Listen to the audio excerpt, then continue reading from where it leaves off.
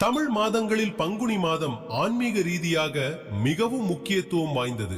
குறிப்பாக பங்குனி மாத பௌர்ணமியுடன் உத்திர நட்சத்திரம் இணைந்து வரும் பங்குனி உத்திரம் சிவபக்தர்களுக்கும் முருக பக்தர்களுக்கும் ஒரு உன்னதமான திருநாளாகும். இந்த நாள் வெறும் நட்சத்திர தினம் மட்டுமல்ல, இது தெய்வங்களின் திருமண நாளாக போற்றப்படுகிறது. இத்திருநாளில் நிகழ்ந்த முக்கிய ஆன்மீக நிகழ்வுகள்: திருச்செந்தூர் சுப்பிரமணிய சுவாமி கோவிலில் 108 சிவலிங்கங்கள் சாட்சியாக வள்ளி முருகன் திருமணம் கோலாகலமாக நடைபெறும். அன்னை பார்வதி தேவி தவம் புரிந்து சிவபெருமானை மணந்த நன்னாள் இதுவே. மீனாட்சி சுந்தரேஸ்வரர், ஸ்ரீராமர் சீதை, ஆண்டாள் ஸ்ரீரங்கநாதர் மற்றும் கபாலீஸ்வரர் கற்பகாம்பாள் ஆகியோரின் திருமணங்கள் நிகழ்ந்ததும் இந்த திதியில்தான். சபரிமலை ஐயப்பன் மற்றும் மகாபாரத அர்ஜுனன் ஆகியோர் அவதரித்த பெருமைக்குரிய நாளும் இதுவே.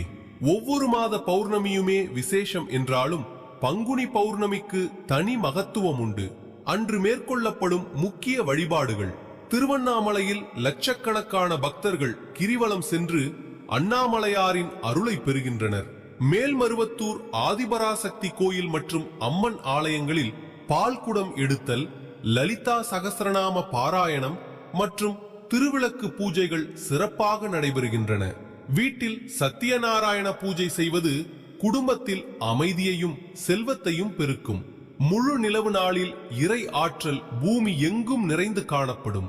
இந்த நன்னாளில் விரதமிருந்து இறைவனை தொழுவது நம் ஆன்மீக வாழ்வை மேம்படுத்தும்.